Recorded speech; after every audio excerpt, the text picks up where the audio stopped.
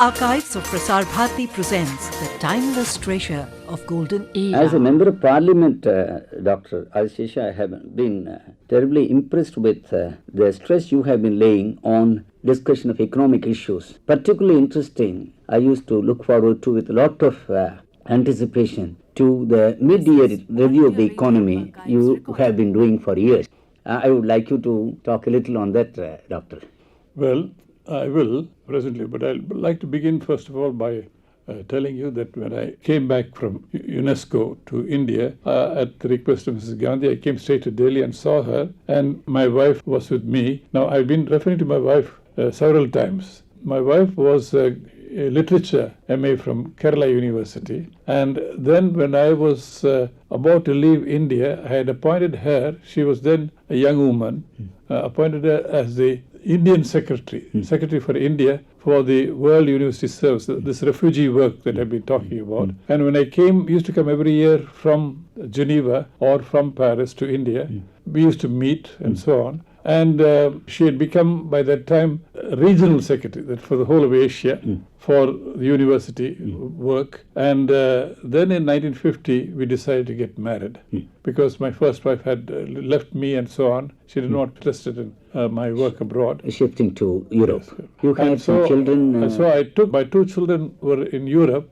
went to Europe, and they had all their education there. And when the time came for my wife and I to come back, I asked them what they wanted, and they said, "No, we have been here all our lives. We don't even know what India is like. We like to stay on here." And I left them there. And the result is that both of them are British citizens.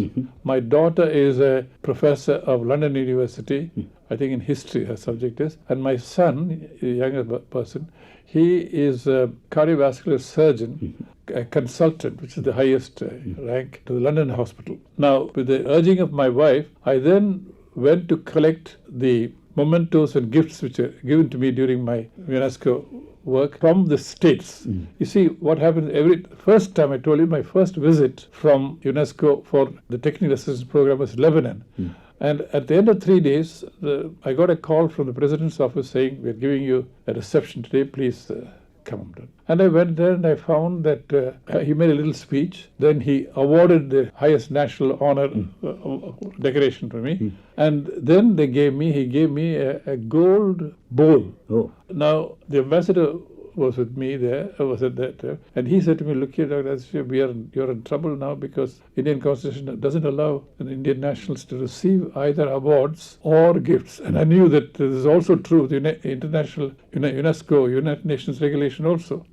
So I thought about this, and he said, "Why don't you see, when you see Dr. Nehru, Mr. Pandit Nehru, why don't you ask him this?" It was in 1948. And you remember that this trip I went from Lebanon to Syria, Iraq to Iran, to Pakistan to India. And when I went to India, I called on, every time I go there, I used to call on Mr. Nehru, Prime Minister. And this time I saw him and I explained to him, "Look here, I'm in this terrible, embarrassing position because this happened didn't happen in Iraq, happened in Iran." And I said, "This is going to happen in several places and I'm in trouble." So he said, "Well, I'll give instructions to External Affairs Ministry to see that our embassies don't publicize the award giving. I can't do anything about that. But as far as the Indian government is concerned, I will allow you to, because it's part of your job, it's really to receive it and not bring you into conflict with the Constitution. And on the gifts that you're receiving, you bring them and deposit them in the Ministry of External Affairs, which is what he does, Mrs. Gandhi does all. And at the end of your term, when you come back to India, leave UNESCO, you can take the thing back. Now, I didn't do this completely because some of the gifts, what I did was I took it from one president or king to the next country. I used to present to him and he gave me this. And then I went on like this. So some of the gifts I finished, I dealt with that way. Now, at the beginning, you asked me and you said, I received awards from 26 universities, not 40, and honorary degrees from 26 universities, and awards from 57 countries. Decorations and awards from 57 countries. So what I did was then my wife's advice, I collected my mementos from the Ministry of External Affairs, and I've got a huge collection there, and also all my decorations, all these sashes, medals, ribbons, and so on. Now, then I want to say to you that as far as Tamil Nadu government, I'll now take up the various state government, national government, international government, so on. State government is concerned, my main work after my return. And by the way, I've now been for 23 years back from abroad, which is the same period I worked for UNESCO. Right. I worked for UNESCO for 23 years, and now I passed. Now, for Tamil Nadu government, what I have done, the most important thing is every year I've reviewed the economy of Tamil Nadu. And my basic document has always been the annual Tamil Nadu economy, Tamil Nadu an economic appraisal published by the government. I'd use that as a stepping stone, to review the whole economy and point out what is right and what is wrong, what we should be doing, and so on. Now, I would say that my feeling is that we are doing very well in certain areas. I think that on the whole, we are doing well in industry. There have been ups and downs and so on.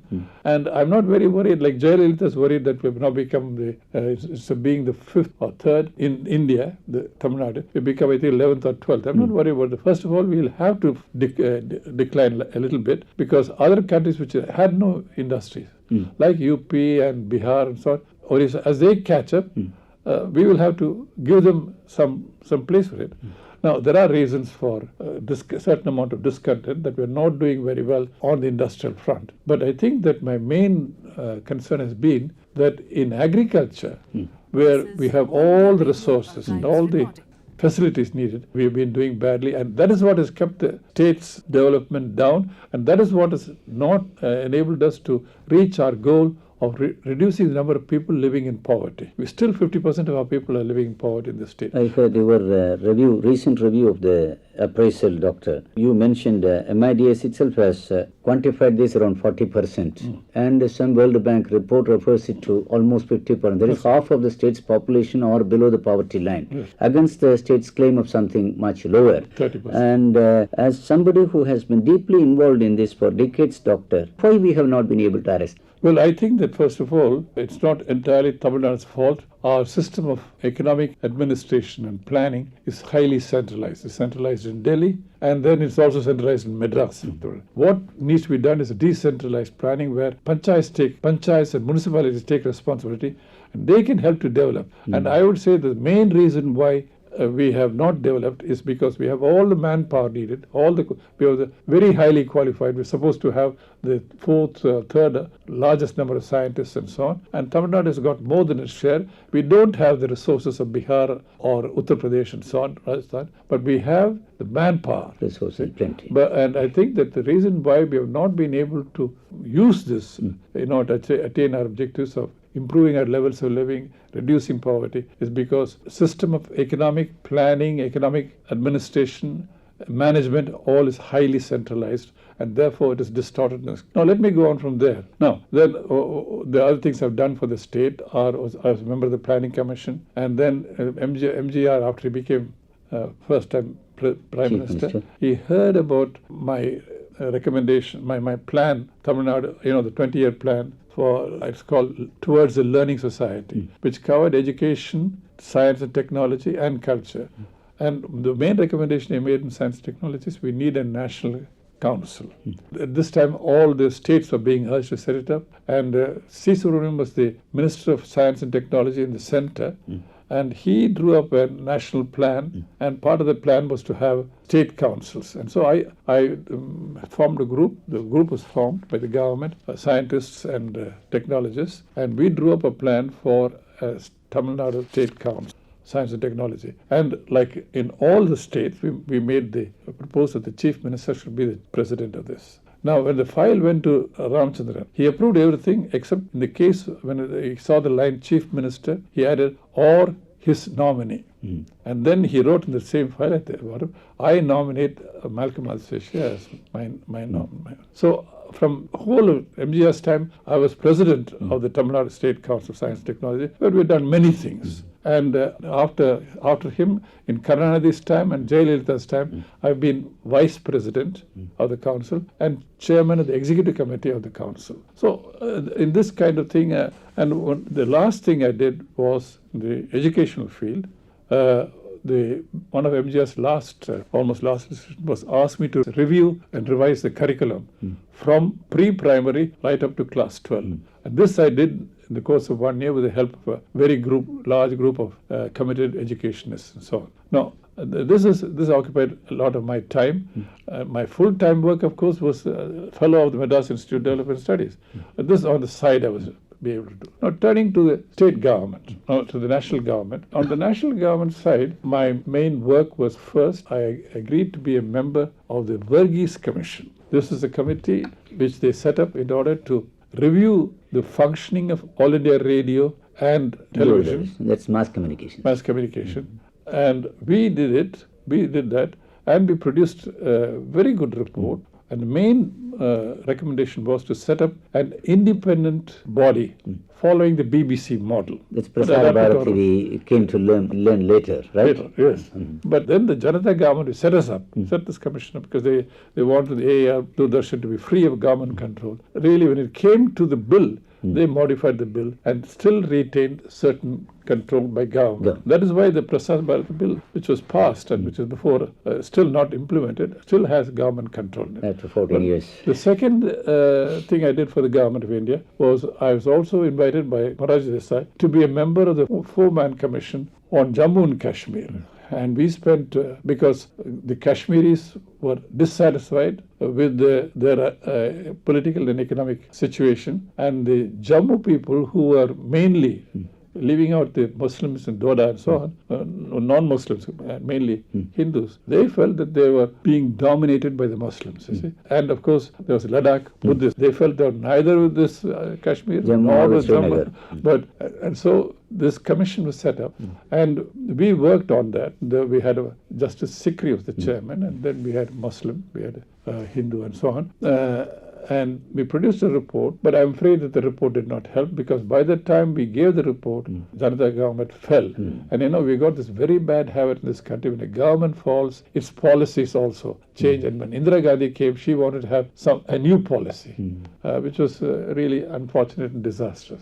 Anyway, now then as far as the government is concerned, I helped the Planning Commission. I was a member of the steering committee to steer the Planning Commission in certain directions, especially on economic matters. And as you said, for the country, I did an annual mid-year review of the economy. And every 5 years, it included also a mid-term review of the plan, the 5-year plan. So it was both mid-year review of the economy for that year and mid-term review. For the rest, other years, it was mid-year review of the economy. Now, how it came about was all these things happened by accidents. The accident was one of my economic MA students was Secretary General of ASSOCHAM, Associated Chamber of Commerce and Industry. And he came to see me in 1973, 3 years after I came back, and said, sir, nobody's really at the non-governmental, technical, economist level reviewing the economy. We only have all government documentation from the Ministry of Finance, the Economic Survey, from the Planning Commission, and so on. I'd like to suggest that you do a mid-year review of the economy, and we will sponsor it. And I did the first one in 1974, a small one, and I went on like this till when I reached 80, I handed it over to, now 2 other people are doing it. NCAR, for instance, National Council, are doing the annual review. Now, in this, what I found was it gradually became larger than the economic survey. It started rather small, but then it went on increasing and became larger than the economic survey. It was attended, it was discussed, reviewed at every year at a seminar attended by government, Ministries of Finance, Agriculture Industry, RBI, Planning Commission, and academics. And one of the things I still remember happened was that in 1978 review, I had proposed in my review that since the rupee, which was tied to the pound, and the pound was going down and down, I call this unplanned depreciation of the rupee. I recommended that instead of being tied to the pound, linked to the pound, why don't we link ourselves to 12 of the most important importers and exporters with whom we have our foreign trade relations. And so the rupee would be then tied to a basket of currencies. I used the word basket of currency that gained currency later, I remember.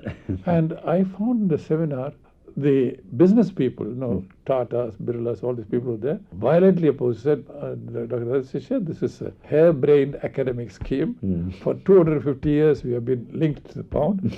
Under no circumstances can we visualize it. And the academics were divided. Some are for, some are against. They were approaching it from a theoretical point of view. And I noticed that the Planning Commission and Ministry of Finance were keeping quiet. But they made one or two comments, but the people who kept completely quiet were the RBI governor and the RBI delegation. I noticed this, and I tried to prod them, saying, "What is your?" They wouldn't reply.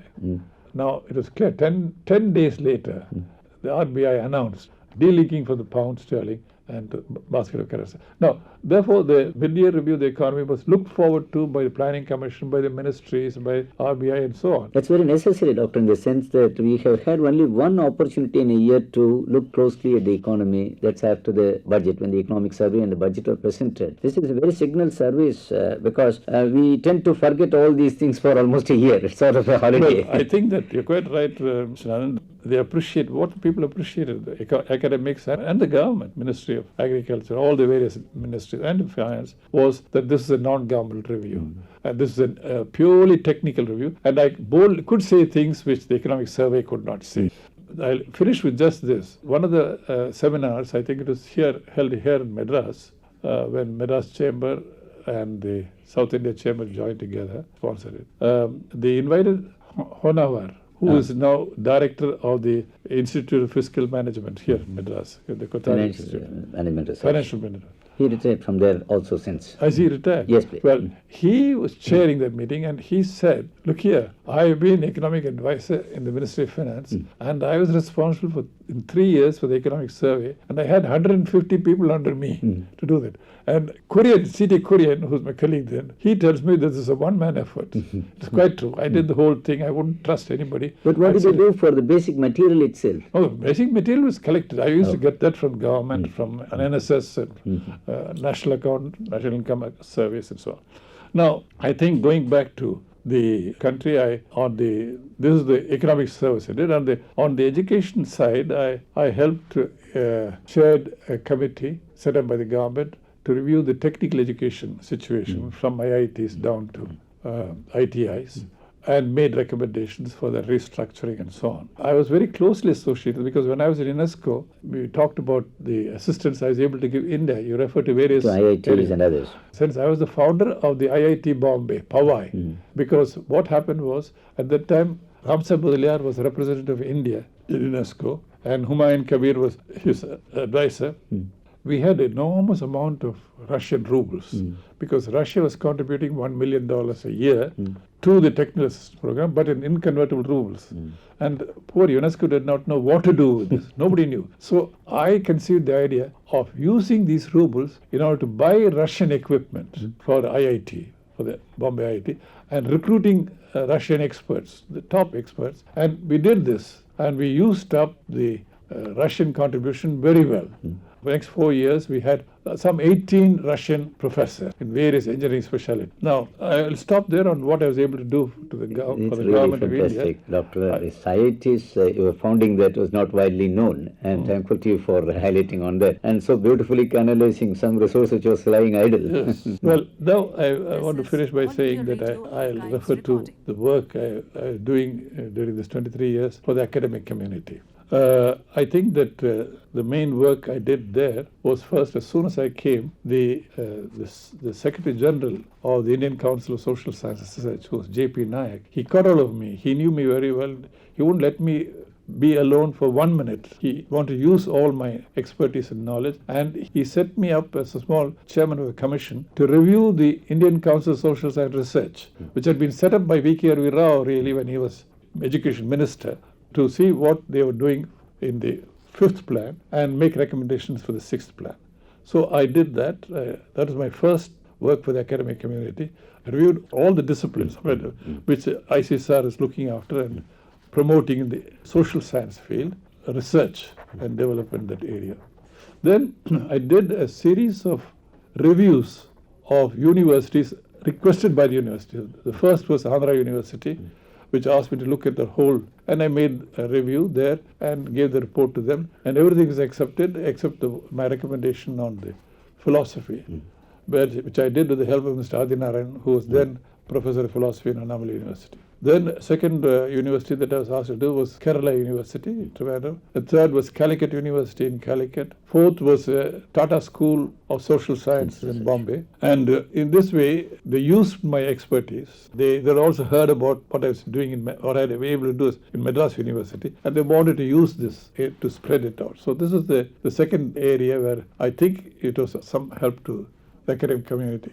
Certain personal glimpses, Doctor, which were found missing in this interesting discussion program. The time you were born in this country, in this world, of 18th April 1910, was not quite eventful in the sense that India was still in the yoke of the foreign colonial regime. And first 20, 30 years you have been totally immersed in academic pursuits. And naturally, with the type of 9 a.m. to 9 p.m. schedule that you described, you wouldn't have had much time for looking at other issues around you. What impressed you most as you were coming to grip with the society and societal problems? For instance, in 30s, you must have been impressed with the type of giant personalities that were thrown up in the freedom struggle, how they impacted on you from the 30s, shall we say? Well, you asked more general question first. What are the things which had the greatest impact on me as an individual? Now, I think that as an economist, my discovery was the only way that economic liberation can take place, economic empowerment of the poor, of the enfeebled, or the weaker section take place, is through education. This was my discovery. That's the reason why I have always been deeply involved in education. Economists said to me, why are you getting involved in literacy? Why are you getting involved in primary education and so on? And they didn't realize, that, and I could not explain to them, that without education, no amount of economic planning, no amount of industrial, agricultural progress can be made. Education is the basic foundation. Now, in education, I found this has to be in your mother tongue. And that is why I felt, in spite of my not being very good at it, because I told you earlier that high school I did my SSLC in Tamil. In Sanskrit. No, Sanskrit. Then I did Tamil for the honors, intermediate, and did very badly. In spite of that, I felt that the only way in which education can become real for us, for anybody, is by education through the mother tongue. Are you happy, Doctor, with the stress that you have been laying all through, with the dent we have made on illiteracy, for instance? If you take a state like Tamil Nadu itself, for instance, right from the days of Kamraj, a very high priority has continually been given to universal education. But still today, after nearly 40 years of launch of this, we continue to have a very high rate of dropout. And about the quality of education itself, we cannot feel very happy about it. What do you think are the reasons, Doctor? Well, I think that, first of all, I would say that we have achieved a good deal. We are the second most literate country in India after Kerala. Right. Whether it is elementary education or whether it is literacy, adult literacy, we have reached a certain level of which we can be, I wouldn't say proud, which we can use as a stepping stone for further efforts. But you have seen the experience, for instance, in Russia, in China, for instance, in a whole lot of other developing countries, even in Africa, for instance, you would have had a close look. You have yourself contributed to that, eradicating it within specific time limits. In spite of the state devoting 25% to 30% of its budget on education, why is it not happening? Well, I think, first of all, I think we cannot compare ourselves to Russia and China or Cuba, Vietnam and so on, because these are communist countries. They have a certain discipline which they can impose on the people, which we cannot do. All of you must work on literacy. Now, all that I could do in that kind of way was, when I was Vice Chancellor of the University, I made what I called rural reconstruction work, which I call community and social service, CSS, part of the curriculum. This is an innovation. So it counted for the degree. The marks were part of what level they would reach, class would reach and so on. First time it happened in India. That became part of the degree. I learned this, of course, from Africa, where in Tanzania and Kenya and Uganda, it was being done. Students couldn't get their degree unless they had spent 1 year in the rural areas. I didn't do that. I just made it part of the curriculum in the sense that the physics BA student had to work with the professors in the village for 2 days, 2 hours in the week, at least, For which got Saturday, credit. Sunday, on repairing instruments, agricultural instruments. The chemistry student on analyzing the chemistry of the soil. The biology student to find what are the seeds, what are the plants which can go. And, economic students on making surveys of house family surveys. Commerce students to help in running the village co-op. Now, what they would do, the teachers and students would then bring back the results to the boards of studies. You see, each board of study and correct the syllabus. They would say that this is theoretical, this doesn't work in the field and so on. And so I believe that we learned as much from this work as we were able to give to the poor rural people. Aren't you surprised, Doctor? In spite of such tremendous volume of models and empirical work that has been done by pioneers like you, I remember the excellent work you have done in Christian College, earlier at Sriniketan, and by leaders like Rajaji in Tiruchengodu, Patel in Gujarat. So much of effort had been spent on creating models. Later, Dr. Naidamma did the Karimnagar experiment, and more recently, Dr. Indireshan did it in IIT Madras. So many models, and we have such a tremendous amount of infrastructure in terms of colleges. As you very poignantly referred to not long ago, that such cream of ideas that were developed by one group of people or carelessly, if I could use the word, thrown to the winds by the successors. Why is it happening? Are we having a craving for just creating models and not spreading them all over? Well, I think that you're being a little harsh. I think that there is some residual effect of these, what you call model building, the pilot projects. I'd call them pilot projects, really. The reason why it is not spreading is that we have not really taken action on that aspect. On the pilot project, we have done very well on Sriniketan. We've done very well in Madras College Rural Service League. But how this will spread throughout Chingalpattu district, how this will spread then beyond that to Tamil Nadu, or how Sriniketan will really develop into all Bengal movement, we have not given enough time, attention to that. In the sense, Doctor, the infrastructure available at colleges, for instance, whether people go for primary schools or secondary schools, there is a craving on the part of many people to establish a college. Somebody said in Andhra some years back, the desire of every MLA is to have a college for his constituency. Whether there are enough people doing primary education is a secondary question. In that context, the colleges are excellent resources. Who would enthuse them to attend to these questions? There was a spate of adoptions of villages by banks, by public sector corporations, what have you, for long. That is a fashion. And then it died down. Who will integrate this? You're asking a very difficult question. I don't know the answer, because if we can answer that question, you would have solved it. We will be able to deal with the poverty in this country. Moving side differently, Doctor. This question of impact on poverty, year after year you have been laying emphasis on this, particularly to this state to which you have been contributing so richly. Why have we not been making a direct assault on this? What is coming in the way? Well, I think that as far as this state is concerned, for us, poverty eradication is not a priority. For us, what's the priority is a midday meal scheme, free dhotis and saris, and the populist measures, self-sufficiency, village self-sufficiency. These contribute to alleviation of poverty. But poverty eradication is a rounded concept which has certain economic as well as cultural and political implications to which we are. And you see, poverty eradication is not a vote getting, setting up a primary school. Why do you say that, Dr. Garibi Hato was a slogan on which the politics was run for almost 20 years? Yes, but I don't think that was done much on this. No, I don't think it was honest. That was a slogan, as you said, on which Indira Gandhi rode to power. And some of us try to use that slogan to put some meaning into it. But I don't think that even Indira really believed in it. And therefore, I would say that the problem that you're referring to is we have not yet devised the kind of infrastructure, the kind of machinery which can really use all the experiments you had in this state, from Rajaji down to all of us, in order to spread the work he has done, the results of the work he has done throughout the state. We've not done enough work on that. And that needs to be really limit.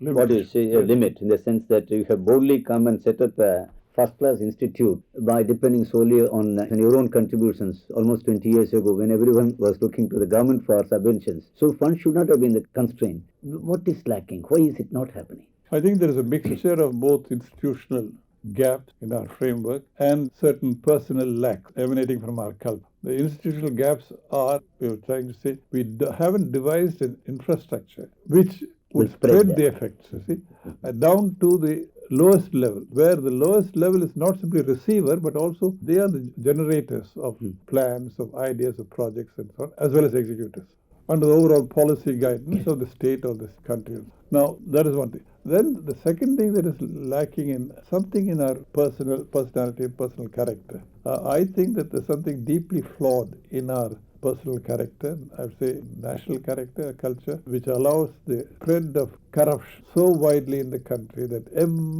every small action, you to get an information from the announcement of a birth of a baby, you have to pay some money to bellboy and so on. So I think that these two we are not being paid enough attention to. Looking back, Doctor, what do you think, if you describe in one sentence, as the high point in the national life of this post-independence era? And on the same breath, how will you describe your disappointment over the national priorities in the same period? Well, I think that the emphasis, the great discovery during the independence period, post-independence period, has been all of us now have come to an agreement that getting rid of poverty is the number one problem. All political parties, all social groups, all classes, all religions, so on, we are all agreed on that. Now, I think this is a great achievement. I regard that as a greater achievement than the wonderful industrialization we did from zero to the very nice, very good complex industrial society developed, or the agricultural reconstruction where we developed from producing 40 million tons of food grains when we became independent to something like 175, 180 million. I think that above all this is this idea of that we must have a certain minimum amount of well-being, equality between our peoples. I think this is now you asked me the same breath, what is my unconcern, of course.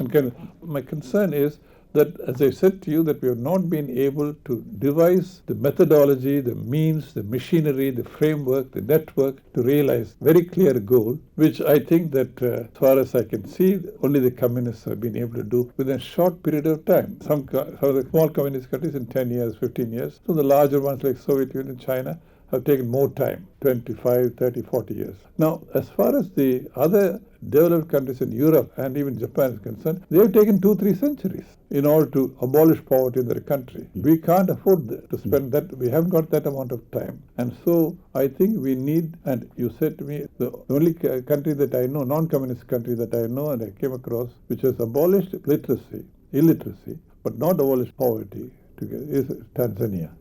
So this means, that education by itself, literacy by itself does not promote development. It has to be linked to development. It has to be used as a power means for development. Without that, we will not achieve the aim that we talk. I'd like to recall here as my final words, my farewell to UNESCO, which I wrote and embodied in the first book that UNESCO published, Let My Country Wake. I'd just like to read that farewell. I said that in doing so, that is say, in calling on doing what we can for development, justice and peace, so that man can reach a destiny worthy of itself. I know that in doing so I may seem to have broken with a great tradition that of anonymity of the Secretariat. Men pass, but the organization remains. Yet that is precisely one of the reasons for which I thought it best that the curtain should be lifted, if only for an instant. Men are temporary. We see it in those who came before us. We know it will be true of those who come after us. We see it in ourselves. Men pass. Their lives are fugitive. Their minds pass from subject to subject, their hearts from life to life, as if in multiple incarnations, which shine for an instant in the imagination and then are gone. How can we preserve them? By speaking what is in our hearts. I have another reason for this portrayal, for setting down the truth that I have seen and known in the cause of development. It is to serve UNESCO. It is by truth that UNESCO works for the brotherhood of man, just as it is through the brotherhood of man that she works for truth. And it is by following these two great calls alone that the organization will prevail. And I am still in UNESCO's service. It is still my role, my purpose, my inner calling, my way of life. Like India, with her endless variety of races and creeds, of riches and poverty, of the old and new, eternal change and endless permanence, UNESCO is still my country and still my task. I believe the time will come when all men will recognize two countries in their innermost heart. The country of their birth, the country that formed them, that gave them sustenance and their first sense of strength and solidarity and identity, and that other country, the country whose boundaries endlessly recede, whose flag is made up of hundreds of flags, whose rivers flow from 1,000 sources, that universal country which is our calling and our destiny, where all men are brothers, where all men and women work together not for power and material goods alone, but to add an inch of happiness to each other's lives. I realize that the time is not yet here, that perhaps at this moment it is further away from us than ever. I realize that UNESCO is but one of the first cautious embodiments of that universal country, of the human mind and heart, which may never come fully into existence. Still, I lift my voice, as generations ago Tagore lifted his, to India. Still, I repeat his words so much more eloquent than my own, which may so well say what I would wish to say, which I believe will echo in men's heart wherever and whenever UNESCO is given the power to speak, where the mind is without fear, the head is held high, where knowledge is free, where the world has not been broken up into fragments by narrow domestic walls, where words come from the depths of truth, where tireless striving stretches its arms towards perfection, where the clear stream of reason has not lost its way into the dreary desert sand of dead habit, where the mind is led forward by thee into ever-widening thought and action, into that haven of freedom, my father, let my country away. Beautiful, Doctor. You quoted from Gitanjali, from Tagore, the sentence that summed up to a great extent your own pursuit to reach that goal of universal brotherhood, universal citizenship. Doctor, it has been such a pleasure discussing variety of subjects with you these few hours.